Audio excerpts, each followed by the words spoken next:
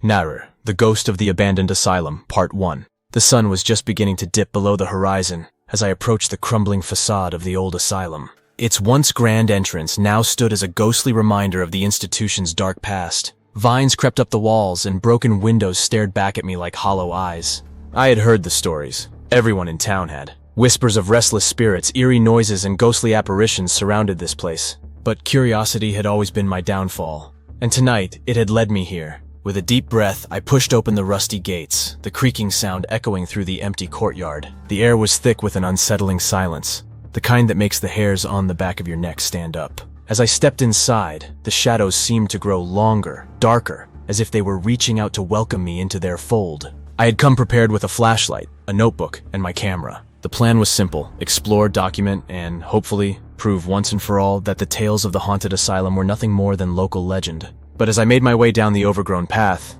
doubt began to creep in. The oppressive atmosphere weighed heavily on me, each step feeling more reluctant than the last. The entrance hall was vast, its marble floors cracked and covered in a thick layer of dust. My footsteps echoed loudly, and I couldn't shake the feeling that I was being watched. The flashlight's beam danced across the peeling wallpaper, revealing glimpses of forgotten memories. Old wheelchairs, decaying furniture, and scattered papers. I paused to take a few photographs, the flash illuminating the dark corners of the room for just a moment before plunging them back into darkness. I decided to head deeper into the asylum, towards the patient wards. The air grew colder as I walked, and the silence was occasionally broken by distant, unidentifiable sounds. Was it the wind or something else entirely? My heart raced as I turned a corner, the flashlight revealing a long, dimly lit corridor lined with doors. Most were ajar, revealing small, empty rooms. But one door at the end of the hall was closed, and it beckoned to me with an inexplicable pull. As I approached, I could feel a chill seeping through the air. The door's old wooden surface was scarred with deep scratches, and a faded number, 312, was barely visible. With trembling hands, I reached for the doorknob, hesitating for a moment before turning it. The door creaked open and I stepped inside, the flashlight revealing a small, barren room. An old bed frame stood in the corner, its mattress long gone. But it was the writing on the walls that caught my eye. Frantic scrawled messages that seemed to scream out from the past. "Help me! They're watching! Never leave!" The words sent a shiver down my spine, and I quickly took out my camera, snapping photos of the haunting messages. As the flash went off, I caught a glimpse of something in the corner of the room. A shadowy figure just for a split second.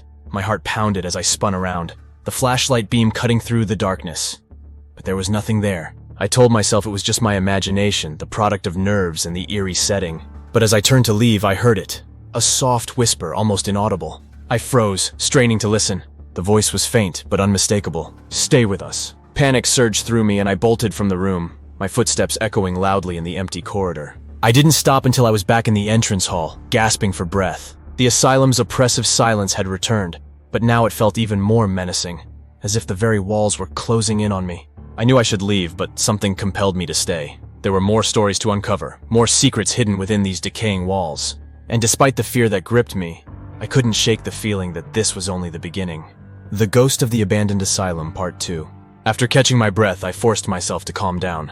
I needed to be rational. Ghosts didn't exist, and the whispers I had heard could easily be explained by the wind or my own imagination. Determined to press on, I decided to explore the lower levels. The basement, I had read, was where the most unsettling occurrences were reported. If I was going to find any evidence, it would be there. The staircase leading down was narrow and steep, each step creaking ominously under my weight. The air grew colder with each descent, and an overwhelming sense of dread washed over me. My flashlight flickered, casting long shadows on the damp walls. I reached the bottom and found myself in a narrow hallway, the air thick with the smell of mildew and decay. As I ventured further, the hallway opened up into a larger room. Rusty gurneys and abandoned medical equipment were scattered around, remnants of the asylum's grim past. I took a few more photographs, documenting the eerie scene. Suddenly, a loud clang echoed through the basement, making me jump.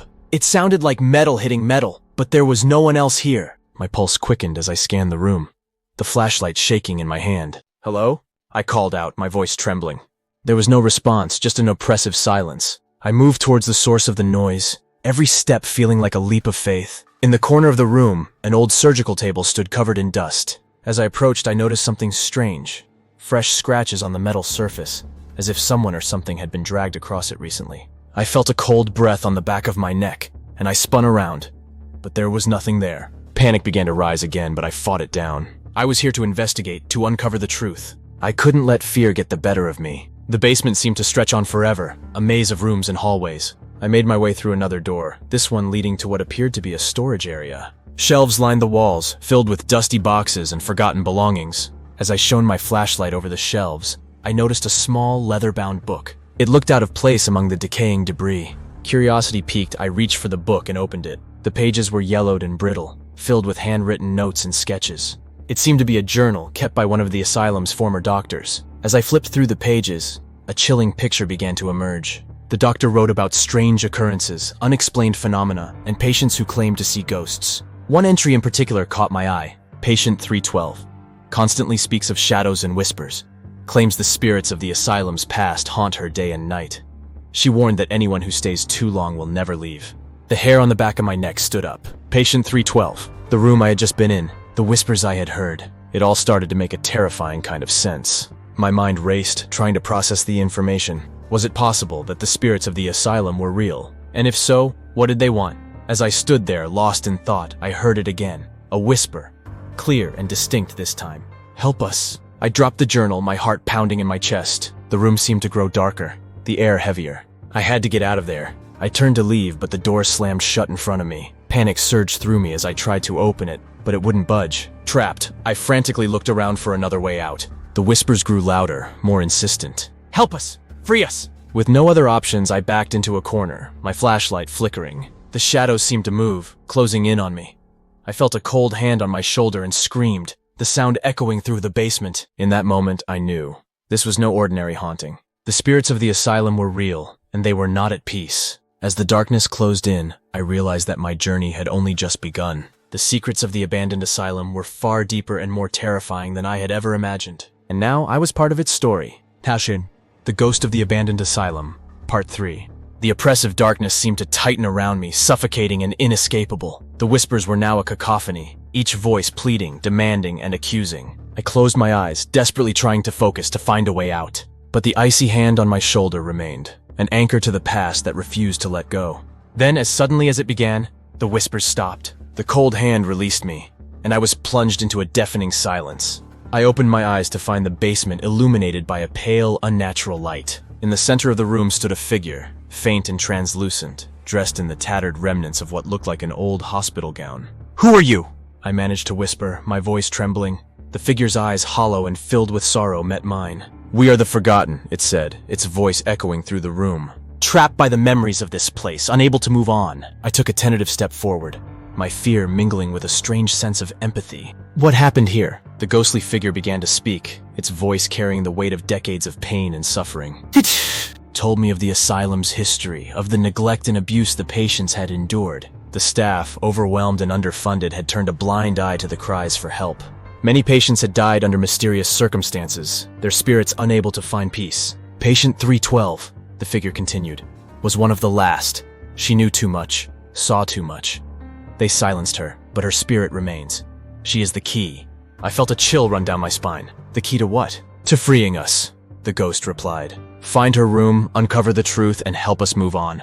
The pale light began to fade, and the figure slowly dissipated into the darkness. The oppressive silence returned, but this time it felt different. Less malevolent. More like a quiet plea for help. Determined to uncover the truth and help the restless spirits find peace, I made my way back to the staircase. The journey felt less daunting now, each step a promise to the forgotten souls trapped within the asylum's walls. When I reached the main floor, I paused to catch my breath and collect my thoughts. I needed to find patient 312's room and uncover the secrets it held. Armed with this new sense of purpose, I navigated the labyrinthine hallways, searching for any clues that might lead me to the truth. The asylum, once a place of fear, now felt like a tragic monument to lost lives and forgotten stories. As I walked, I could almost hear the echoes of the past, the murmured conversations, the cries for help, the laughter that had once filled these halls. Finally, I found myself back at the door marked 312. This time I wasn't filled with dread, but with determination. I opened the door and stepped inside, the writing on the walls more poignant and heartbreaking than ever. I moved to the corner where I had seen the shadowy figure, examining the floor and the walls more closely. There, beneath a loose floorboard, I found a small rusted box. My hands shook as I pried it open, revealing its contents. A journal, much like the one I had found in the basement, and a few personal belongings. A locket, a photograph, and a letter. The journal's pages were filled with patient 312's desperate pleas for help, her accounts of the horrors she had witnessed, and her determination to reveal the truth. The letter, addressed to anyone who might find it, was a final cry for justice. "To whoever reads this," it began, "know that we suffered, but we were not lost. Help us find peace. Tell our story." I felt a deep sense of responsibility as I read her words. I had come here seeking proof of the supernatural, but what I found was a story of human suffering and a plea for justice. I knew what I had to do. I would tell their story, share their pain with the world, and ensure that the forgotten souls of the asylum were finally at peace. As I left the room, the asylum felt different, lighter almost. The oppressive atmosphere had lifted, replaced by a quiet sense of resolution. The spirits, it seemed, were ready to move on, and as I stepped out into the night, I felt a renewed sense of purpose. The journey was far from over, but now I knew I wasn't alone. The forgotten souls of the asylum were with me, guiding me, until their story was told and they could finally rest. The Ghost of the Abandoned Asylum, Part 4. The following weeks were a whirlwind of research, writing, and late-night interviews. I spent countless hours in the town's library, poring over old newspapers, asylum records, and testimonies from those who had once worked there. The stories were harrowing. Accounts of mistreatment, negligence, and the desperate cries of patients that went unheard. Each piece of information I uncovered added depth to the tragic narrative of the asylum. I compiled my findings into a detailed report, weaving the historical facts with the personal stories I had encountered during my exploration. I included photographs of the asylum, the writings on the walls, and excerpts from patient 312's journal. The more I wrote, the more I felt a connection to the spirits of the asylum, particularly to patient 312, whose voice seemed to echo through every word I penned. One evening, as I was finalizing the manuscript, I received a call from a local news reporter. They had heard about my investigation and were eager to feature the story. This was the break I needed. A chance to share the asylum's dark history with a wider audience and hopefully bring some measure of justice to the forgotten souls trapped within its walls. The article was published the next week, and the response was overwhelming. Letters poured in from people who had their own stories about the asylum. Family members of former patients, ex-staff who wanted to confess their guilt, and even other paranormal investigators who had encountered similar phenomena. The town was buzzing with renewed interest in the old asylum, and plans were soon underway to convert it into a memorial and museum. As part of the project, I was invited to lead a guided tour through the asylum, sharing the stories I had uncovered and the personal experiences I had endured. On the day of the tour, I felt a mix of excitement and apprehension. I knew this was a crucial step in helping the spirits find peace, but the memories of that night still haunted me. A group of about 20 people gathered at the asylum's entrance, a mix of curious locals, journalists, and a few paranormal enthusiasts. I led them through the entrance hall, recounting the asylum's history and the eerie occurrences that had been reported over the years. We moved through the patient wards, and I could see the unease on their faces as I described the ghostly whispers and shadowy figures. When we reached room 312, I paused, feeling a lump in my throat.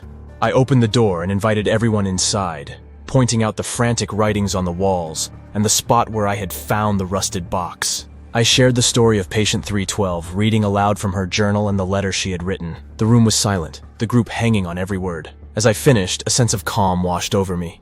I felt a light touch on my shoulder, like a gentle breeze, and I knew it was the spirits thanking me. The room seemed to grow warmer, the oppressive atmosphere replaced by a sense of peace and resolution. That night, as I lay in bed, I felt a deep sense of fulfillment. The journey had been terrifying and heartbreaking, but it had also been profoundly rewarding. I had given a voice to the forgotten souls of the asylum and helped to ensure that their stories would never be lost again. In the months that followed, the asylum was transformed into a place of remembrance and reflection. The stories of the patients, their suffering, and their resilience were displayed for all to see. Visitors came from far and wide, paying their respects and learning from the past. And as for me, I continued my work as a paranormal investigator, but I never forgot the lessons I had learned at the abandoned asylum. The spirits had taught me that sometimes, the most important thing we can do is listen. To the past, to the forgotten, and to the whispers of those who seek peace. The ghosts of the asylum were finally at rest, their stories told and their voices heard. And in that silence I found my own sense of peace, knowing that I had played a part in helping them find theirs.